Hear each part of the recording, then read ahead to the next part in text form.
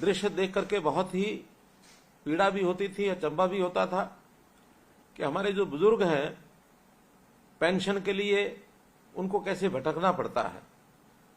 दरखास्त लिखवाते हैं, फिर किसी दफ्तर जाते हैं, उनकी फाइल, उनका दस्तावेज तैयार होता है, महीनों महीने घूमते रहते हैं, लेकिन उनको पेंशन बनकर नहीं देती थी। व्यवस्था बड़ी जटिल थी। कभी सरपंच के पीछे भागना पड़ता था, कभी किसी पटवारी और तहसीलदार के पीछे, कभी एसडीएम के पीछे, कभी चौकीदार के पीछे, और आखिर में बाबू भी उनको खूब घुमाते थे और पेंशन है कि बन के नहीं देती थी। लेकिन मुझे खुशी है कि चाहे 9 साल के बाद आज हम इस व्यवस्था को ठीक कर पाए हैं कि अब आपको कहीं नहीं जाना पड़ेगा। 60 साल की आयु होते ही घर बैठे आपको पेंशन मिलेगी। और ये काम हमने पिछले साल शुरू किया था। 1 लाख से ज्यादा लोगों की पेंशन इस प्रकार से बन गई है। अब ऐसे सब लोग, चाहे पहले वाले पेंशनधारी हैं, चाहे नए पेंशन वाले हैं, इस समय तक तो 2750 रुपया महीना आपके बैंक खाते में जाता है। मैं आपको बधाई देता हूं कि अभी परसों ही मैंने ये घोषणा की है कि जनवरी के महीने से आप ये 2750 को बदले 3000 रुपया महीना प्राप्त करेंगे। आपको बहुत बहुत इस बात की बधाई देता हूं। भाइयों बहनों, जब ये 9 साल पहले उस दौर में मैंने देखा, बहुत से लोग पेंशन के पात्र होते थे, उनको मिलती थी, जो पात्र नहीं होते थे वो भी ले जाते थे, और बहुत से पात्र लोगों को भी मिल नहीं पाती थी। इसलिए हमने इस सारी व्यवस्था को ठीक करने के लिए जो एक कार्यक्रम किया, एक पोर्टल बनाया, परिवार पहचान पत्र, और इस पोर्टल के माध्यम से अब हर व्यक्ति का, प्रदेश के हर नागरिक का डाटा हमारे पास है। उसके परिवार का डाटा, उसका व्यवसाय क्या है, उसकी आय क्या है, आमदन क्या है, उसकी आयु क्या है, उम्र क्या है। और जैसे ही उम्र 60 साल की हो जाती है तो सरकार का, विभाग का कोई एक कर्मचारी अधिकारी घर पहुंचता है और आपसे कागज पर साइन करवाता है। साइन कराने में केवल इतना ही हेतु होता है कि आप पेंशन लेने की इच्छा भी रखते हैं या नहीं रखते हैं। केवल इतना एक औपचारिकता करके आपके साइन होने के बाद 1 महीने के बाद सीधी पेंशन आपके बैंक खाते में पहुंचती है। और आपको भी उस समय खुशी होती है, हमको भी खुशी होती है कि हमारे उस एक भाई को जिसको पेंशन की आवश्यकता है, उसको बिना किसी हुलझुल के और ये पेंशन मिल गई है। हमने इस प्रकार से एक व्यवस्था की है कि पहले पेंशन मानो कोई लेना चाहता था, उसकी पेंशन उसके यहाँ पहुंच नहीं पाती थी, तो कई बार ध्यान में आता था कि बीच में कोई और खा गया पेंशन, किसी का हक कोई और मार ले गया। तो ऐसे हक मारने का भी एक जो सिलसिला होता था उसको हमने बंद किया। खास करके ऐसे परिवार या ऐसे असहाय व्यक्ति जो किसी से झगड़ा नहीं कर सकते, जिस किसी को इसका मानो कोई उनका हक मार के ले गया तो उसकी जिम्मेवारी किसी के ऊपर नहीं डाल सकते, तो ऐसी स्थिति कई बार समाज में रहती है।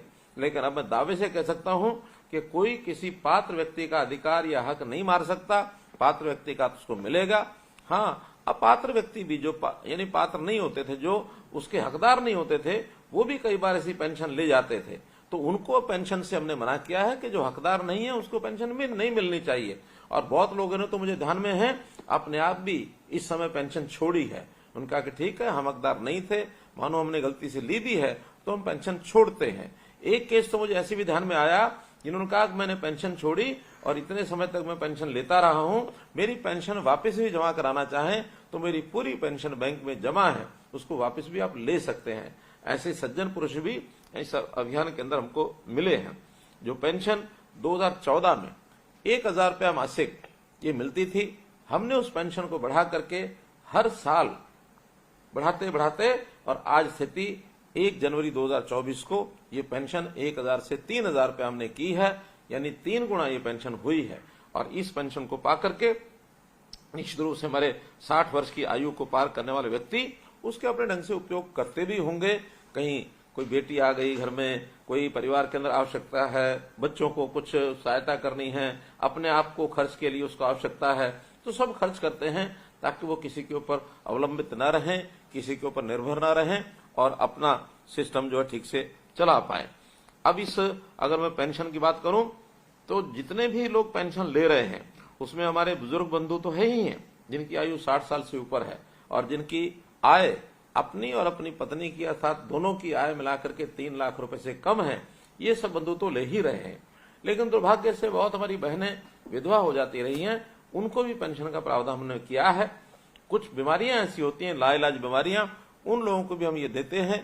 दिव्यांग बंधु जो अपना ठीक से काम नहीं कर सकते हैं, उनको ये पेंशन मिलती है। और अब तो एक घोषणा मैंने की है, बहुत शीघ्र उनको योजना ये मिलने शुरू हो जाएगी पेंशन। जो हमारे विधुर बंधु हैं, जिनकी आयु 40 वर्ष से पार हो गई है, जिनकी पत्नी का देहांत हो गया, उनको भी ये पेंशन हम दे रहे हैं। और ऐसे ही जिन बंधुओं की 45 साल तक शादी नहीं हुई, 45 साल के होने के बाद उनको भी ये जो पेंशन है हम उपलब्ध कराएंगे, ताकि समाज में एक सम्मान के साथ वो लोग भी रह सके, जी सके। ऐसे कुल मिलाकर 30 लाख लोगों को अब ये जो पेंशन है हर महीने ये जाती है। और जनवरी 2024 में अगर मैं 3,000 रुपये प्रति व्यक्ति का हिसाब लगाऊं तो 900 करोड़ रुपया प्रति माह हमारा सामाजिक पेंशन लगभग ये साल का 10,000 करोड़ रुपए से भी ऊपर बनता है, जो किसी और प्रदेश में इतनी पेंशन नहीं है। हरियाणा एकमात्र ऐसा प्रदेश है जो इस सीमा तक अपनी जो पेंशन है वो बढ़ाकर लेकर के गए हैं। न केवल पेंशन बल्कि गरीब लोगों को मिलने वाले और भी लाभ, जैसे मानो बीपीएल परिवार हैं, तो बीपीएल परिवारों का हम जानते हैं कि पहले कभी एक बार सूची सरकार बनवाती थी, वर्षों तक उस सूची में नाम नहीं जुड़ पाते थे। हमने बीच में एक बार बहुत प्रयत्न करने के बाद और 1 लाख नए राशन कार्ड बनाए थे। बहुत तरह की कठिनाइयां उस समय हमको आई थी, क्योंकि हम भी आखिर सरकारी कर्मचारी और बाबुओं से काम लेते हैं, लेकिन कठिनाइयां बहुत पैदा होती हैं।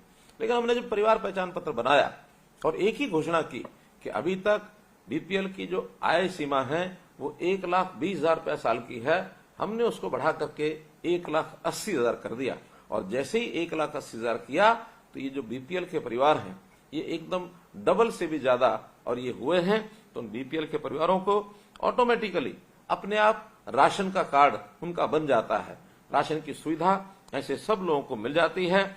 और इसी प्रकार आयुष्मान भारत प्रधानमंत्री जी ने जो घोषणा की कि 5 लाख रुपया प्रति परिवार, यदि कोई परिवार में बीमार हो जाता है, किसी का इलाज लंबा चलता है, किसी को कोई एक्सीडेंट हुआ है, कोई ऑपरेशन कराना पड़ता है, तो ऐसे परिवार के सब सदस्यों का मिलाकर 5 लाख रुपए वार्षिक इलाज का पैसा ये सरकार खर्च करती है। ये एक बहुत बड़ी सुविधा अपने गरीब परिवारों को, बीपीएल के परिवारों को मिली। लेकिन इतना मिलने के बाद भी, क्योंकि बीपीएल परिवारों की जो सूची थी वो 2011 में बनी थी, हमने उसके बाद नई योजना बनाकर और यही लाभ चिरायु योजना के अंतर्गत भी हरियाणा सरकार से शुरू की गई, आय बढ़ाई। जो लोग उसके बाद भी गरीब लोग हो गए थे उनको सूची में जोड़ा, तो ये 15 लाख परिवार की बजाय ये लगभग 29 लाख परिवार ये उसके बाद हो गए। और अभी जब और आगे बढ़ते हुए कुछ लोग उसमें से रह गए थे, उन सबको हमने चिन्हित किया। कई परिवार मानो विभाजित होकर के 1 से 2 बन गए, 1 से 3 बन गए। आखिर ये 13 साल की अवधि में समाज के अंदर परिवर्तन बहुत हुआ। तो अभी 2 दिन पहले ही हमने और 14 लाख परिवारों को चिरायु हरियाणा के अंतर्गत जोड़ करके अब ये सूची कुल मिलाकर के 40 लाख परिवार ऐसे हो गए हैं। 1.5 करोड़ से ऊपर लोग ऐसे हैं जिनको इसका लाभ मिलेगा। सबके कार्ड धीरे धीरे बन रहे हैं। 80 लाख लोगों के कार्ड बन चुके हैं। शेष लोगों के कार्ड अब एक एक स्थान पर जाकर हमारे लोग ये बना रहे हैं। तो इस प्रकार से एक बहुत बड़ी योजना चिरायु हरियाणा आयुष्मान भारत, इसकी भी हमारी जो है बनी है, जिसका लाभ आप सब लोग उठा रहे हैं। परिवार पहचान पत्र में न केवल इतना ही है कि जिससे कोई हमारी ओल्ड एज पेंशन अथवा आयुष्मान भारत अथवा राशन कार्ड, इन्हीं का नहीं तो 397 सेवाएं और योजनाएं ऐसी हैं जो जो परिवार पहचान पत्र बनने के बाद घर बैठे आपको उसका लाभ होता है। अब यदि किसी व्यक्ति को अपना जन्म तिथि प्रमाण पत्र चाहिए, 1 क्लिक से मिलता है। किसी व्यक्ति को अपना बैकवर्ड क्लास का सर्टिफिकेट चाहिए, 1 क्लिक से मिलता है। किसी व्यक्ति को अपनी जमीन की फर्द चाहिए, 1 क्लिक से मिलती है। यानी इतनी सुविधाएं उसके साथ जोड़ी हैं, अब दर दर न भटकना पड़ता है, न चक्कर काटने पड़ते हैं। हर व्यक्ति को इसका लाभ मिला है।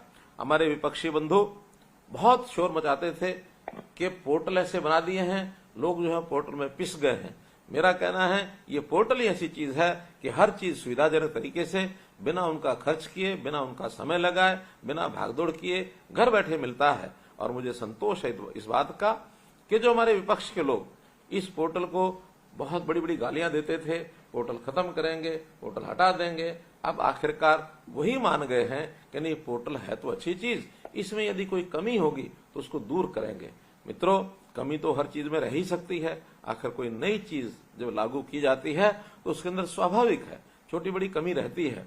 हमने उन कमियों को दूर करना शुरू किया है और लगभग 2 लाख से 2.5 लाख ऐसे परिवार थे 70 लाख में से जिन्होंने कुछ कमियां बताई। हमने प्राय सब ठीक कर दी हैं। अब तो कोई कमी होती है उसको तुरंत वो लोग ऑनलाइन उसको दर्ज करते हैं, रजिस्टर कराते हैं और हमारे लोग उसको तुरंत जाकर के सर्वे करके उसको ठीक करते हैं। किसी की इनकम गलत लिखी गई है उसको हम ठीक करते हैं, परिवार के सदस्यों की संख्या गलत लिखी गई उसको ठीक करते हैं, पता गलत लिखा गया उसको हम ठीक करते हैं, नाम अथवा पति पिता का नाम अथवा किसी के और किसी सदस्य का नाम गलत लिखा जाता है उसको हम ठीक कर देते हैं। तो ये सब चीजें ठीक करने के लिए हम लगातार कर रहे हैं। हर वर्ष जो परिवर्तन उसमें होने होते हैं, चाहे व्यवसाय का परिवर्तन है, चाहे उसकी आय का परिवर्तन है, इस प्रकार के सब परिवर्तन उसके अंदर डाले जाते हैं। यदि व्यक्ति एक स्थान से दूसरे स्थान पर चला जाता है, दर्ज करते ही तुरंत उसको बदल देते हैं। तो इस प्रकार की ये परिवार पहचान पत्र की जो सुविधा है, ये एक बड़ी सुविधा और ये लोगों को सबको दी है। आपके लिए एक और खुशी की सूचना, ये मैंने जो 2 दिन पहले करनाल के अंदर जो महासम्मेलन हुआ था, अंत्योदय महासम्मेलन, उसमें घोषणा की थी कि ऐसी बड़ी आयु के लोग, 60 वर्ष से ऊपर की आयु के लोग और बीपीएल के परिवार, इन लोगों को मुख्यमंत्री तीर्थ यात्रा योजना ये बनाई गई है। और इस तीर्थ यात्रा योजना के अंतर्गत अब आप स्वयं और आप अगर किसी सहयोगी को भी लेके जाना चाहें तो आप लोगों को रेलवे का किराया ये मुफ्त होगा।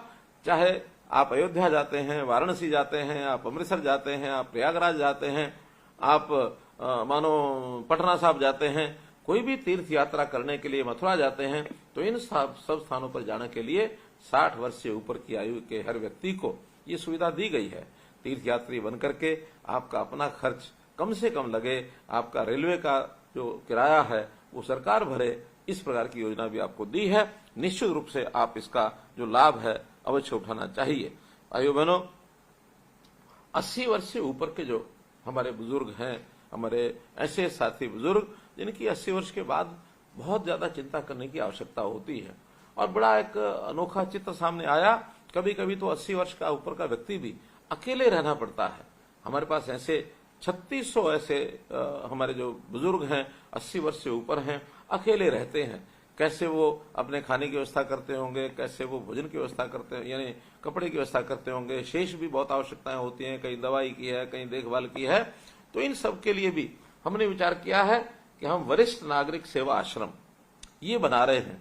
हर एक डिप्टी कमिश्नर को हमने कह दिया है कि जिला केंद्रों पर वरिष्ठ सेवा आश्रम जो है, वरिष्ठ नागरिक सेवा आश्रम ये बनाए जाएं, और ऐसे जो बंधु हैं जो अकेले हैं, उनको रहने में कठिनाई है, तो उन सेवा आश्रमों में वो रहेंगे, उनकी पूरी देखभाल की जाएगी।